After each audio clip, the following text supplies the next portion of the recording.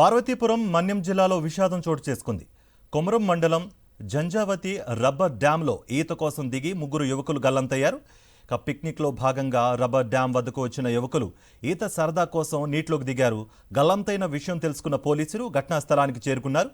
గాలింపు చర్యలు చేపట్టారు. గల్లంతైన వారు కొమరాడ మండలం శివిని గ్రామానికి చెందినవారిగా గుర్తించారు పోలీసులు.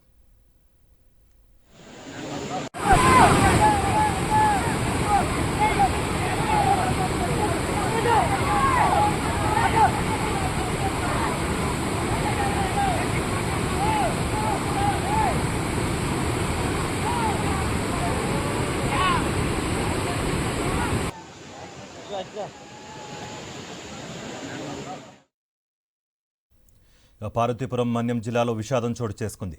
కొమరం మండలం జంజావతి రబ్బర్ డ్యాంలో ఈత కోసం దిగి ముగ్గురు యువకులు గల్లంతయ్యారు. పిక్నిక్లో భాగంగా రబ్బర్ డ్యాం వద్దకు వచ్చిన యువకులు ఈత సరదా కోసం నీటిలో దిగారు.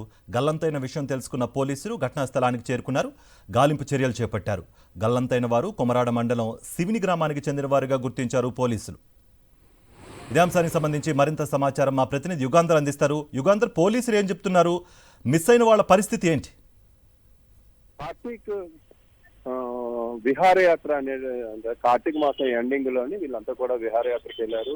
కొమరాడ మండలం పిక్నిక్ గ్రామానికి చెందినటువంటి యువకుల్లోని గోవింద నాయుడు, అదేవిధంగా శరత్ అనేటువంటి ఇంటర్మీడియట్ చదువుతున్నటువంటి విద్యార్థి ఒకరు, ప్రదీప్ కుమార్ 25 సంవత్సరాలు.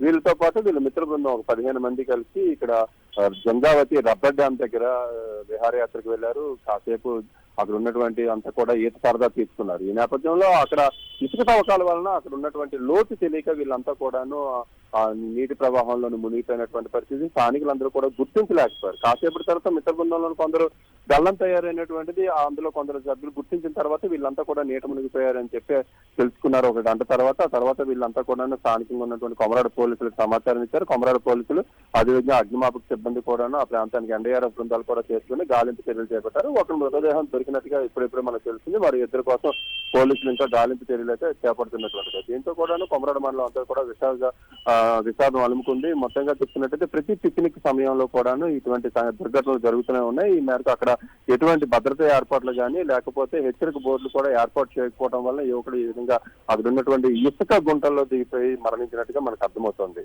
దీని మీద పోలీసులు కూడా విచారణ చేపట్టారు. ఇంకా వివరాలు తెలియాల్సింది కార్తీక్. రైట్ యుగాంధర్.